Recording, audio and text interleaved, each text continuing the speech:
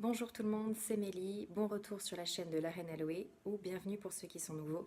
N'hésitez pas à vous abonner, c'est gratuit, comme ça vous serez prévenus de toutes les vidéos que je posterai sur la chaîne. Je parle un peu de tout, lifestyle, beauté, make-up, maternité, etc. Enfin vraiment tout ce qui peut m'intéresser, j'en parle. Bienvenue, aujourd'hui nous allons parler d'alimentation. Je voulais vous présenter en fait les livres de cuisine que j'utilise le plus. Donc, si vous souhaitez savoir les livres que j'utilise, keep on watching. Alors, pour ceux qui ne le savent pas, donc je suis une grande passionnée de cuisine parce qu'en fait, j'aime manger, tout simplement. Donc, j'aime beaucoup voilà, faire la popote. J'ai donc une collection de livres de cuisine qui commence à bien s'étoffer. J'en ai jamais assez en fait. Dès que je vais dans des espaces culturels, je vais toujours à la section cuisine pour regarder en fait tous les livres de cuisine et voilà, j'arrive pas à m'arrêter d'en acheter. Je trouve qu'en fait ça donne de l'inspiration, ça change des recettes qu'on peut avoir l'habitude de faire et pouvoir aussi tester des nouveaux goûts, des nouvelles associations. Oui, donc si vous entendez du bruit, c'est ma dernière qui est avec moi. Ma chérie. Voilà, donc je disais, j'ai beaucoup de livres de cuisine, mais j'en ai... Oula, tu t'enrhumes. Mais j'en ai que j'utilise plus que d'autres, et aujourd'hui, je vais vous les montrer. Le premier livre que j'ai pas mal utilisé, que j'utilise un petit peu moins aujourd'hui, mais voilà, je voulais quand même vous le montrer, c'est de Larousse, c'est le petit Larousse Cuisine des débutants. Et je trouve que ce livre est vraiment bien fait parce que vous voyez, il est assez gros et on trouve vraiment de tout. Déjà, il y a une aide pour débuter, le matos, les épices, les légumes, les viandes, volailles, quand est-ce que, par exemple, les saisons au niveau des légumes, etc. Et ensuite, il est classé par, vous voyez le sommaire, œufs, quiche et tarte, pâterie, légumes secs, légumes salades, viande, volaille, poisson, fruits de mer et dessert. Donc c'est vraiment, je trouve, un livre très complet et qui est très pratique, on va dire, si vous ne souhaitez pas avoir énormément de livres de cuisine et avoir un peu un tout en un. Celui-ci, je trouve, est vraiment très bien pour des recettes un peu toutes simples, par exemple, et aussi traditionnelles. Par exemple, là j'ai ouvert au hasard, je vois couscous de légumes. Voilà, c'est vraiment des recettes basiques, mais qui sont toujours bonnes à avoir en fait. Ça nous évite de chercher pendant 3 heures les recettes. Donc j'ai ce livre-là que j'ai vraiment pas mal utilisé. J'ai également un livre de cette collection que j'aime beaucoup, qui vient de Solar, c'est 1001 recettes. Je ne sais pas si vous connaissez cette collection, mais déjà j'aime beaucoup le packaging. Je trouve que c'est joli, le design. Et ce qui est intéressant, bon là c'est cuisine de saison, donc de toute façon c'est répertorié en saison logiquement, mais quand même dans cette collection, peu importe le thème, c'est toujours par saison. Et ça je trouve que c'est très intéressant parce que j'essaye de, en ce qui concerne les fruits et légumes ou même les poissons, etc., de prendre en saison et de ne pas prendre par exemple des fraises en plein hiver, si vous voyez ce que je veux dire, même si on peut en trouver. Voilà, j'essaye de respecter le cycle de la nature et du coup c'est toujours intéressant d'avoir un petit rappel, voilà, dans la saison dans laquelle on est, qu'est-ce qu'on peut faire comme recette. Donc là par exemple nous sommes encore en été. L'été c'est cette couleur. Donc par exemple salade au canard avec des pêches. Enfin, c'est sympa quoi comme association, on n'y penserait pas forcément, il y a vraiment un peu de tout. Pancakes à l'abricot, mini cake aux pêches, muffins courgettes feta, ça c'est super bon. Qu'est-ce qu'il y avait d'autre? Poisson grillé, salade fatouche. Voilà. Non, franchement, voilà, c'est sympa. Ça donne des bonnes idées. Celui-là, je l'ai fait par exemple. Alors, c'est pas pour l'été, là c'était automne. Gâteau au potiron noix de pécan. Super bon. J'aurais pas eu l'idée en fait de faire un gâteau au potiron. Donc voilà, je trouve ça vraiment très sympa ce concept par saison. Également, nous à la maison, on aime bien manger du poisson. On n'en mange pas forcément hyper souvent, mais on en mange. Du coup, j'ai acheté ce livre-là qui est hyper bien fait, Cuisine Minute par Marabout, spécialement sur les poissons fruits de mer. Et ce qui est super en fait, c'est que pour chaque recette, déjà c'est répertorié en fait en fonction du... Je vais vous montrer. Ce sera... si c'est des pâtes, nouilles, enfin si c'est plutôt en entrée, si on reçoit du monde, si c'est en famille, si c'est un apéro, enfin vous voyez, suivant la quantité ou le temps quand on souhaite donner à la préparation. Et ce qui est super sympa, c'est que, donc, comme je vous disais, pour chaque recette, on a une recette faite en 10 minutes, faite en 20, faite en 30. Donc suivant le temps que l'on a et que l'on souhaite donner à la recette, et bah, du coup on a tout le temps toujours une alternative voilà, pour la recette. Et à chaque fois c'est répertorié. Donc là par exemple c'était pour spécial famille. Vous voyez, ça, spécial famille. Ensuite on a en 10, 20 ou 30 et on choisit quoi. Donc vraiment super bien pour ceux qui aiment le poisson, vraiment je vous recommande. Également pour un peu dans la vie de tous les jours, il y a quinoa, boulgour et autres céréales. Vraiment aussi un super beau livre. Personnellement moi j'aime bien manger justement toutes ces céréales. Et pareil là c'est en entrée, plat à base de viande, plat à base de poisson, plat végétarien, accompagnement, pâtisserie, dessert. C'est vraiment des bonnes recettes. J'avais fait par exemple, attendez je vais vous la retrouver, épeautre aux crevettes façon risotto, super bon. J'avais fait le quinoa au haddock. J'avais fait celui-ci aussi, le gratin de quinoa au potiron et saumon. J'avais fait également celui-là, très très bon, poulet de quinoa avec, c'était aiguille de volaille et abricot, très sympa. Et il y a également toute une partie végétarien, donc c'est toujours intéressant. Par exemple la tomate farcie quinoa légumes, super bon. Et toujours en haut l'avis du nutritionniste. Donc ça aussi je trouve que c'est intéressant. Moi qui aime bien lire, bah voilà, ça passe, ça passe le temps. Et donc il y avait aussi pâtisserie dessert, comme une tartelette au citron, crumble de poire au flocon d'avoine, je l'ai fait celui-là. Très bon.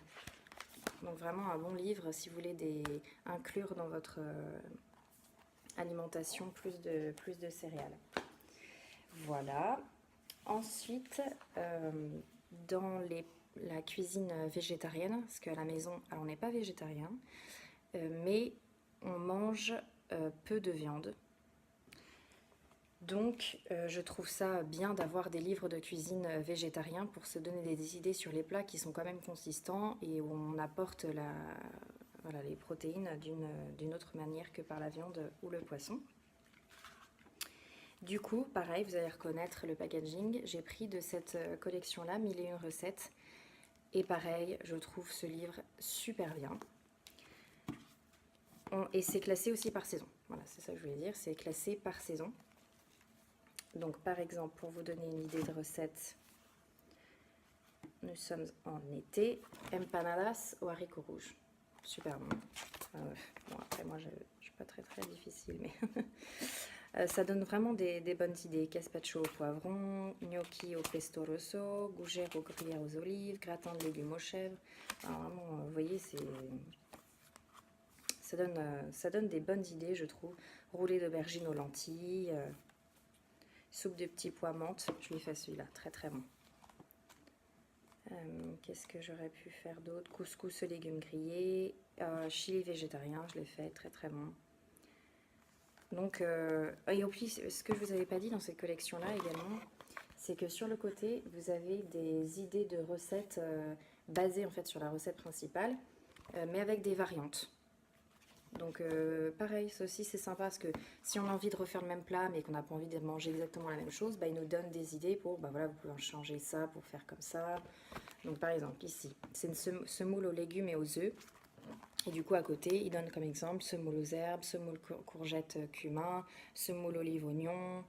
Donc c'est vraiment très sympa, comme ça donne plusieurs recettes en une recette, c'est ça que j'aime bien. Et mon livre préféré de tous les temps, je pense que j'ai le plus usé dans tout ce qui est végétarien, c'est celui-ci. Ça aussi, j'aime beaucoup cette collection-là.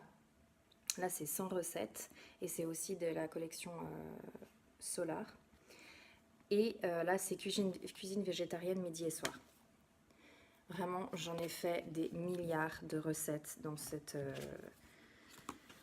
ce livre-là. On a apéro, plat et dessert et boisson. J'adore. Alors, qu'est-ce que j'ai fait que je peux vous dire, que je peux vous montrer?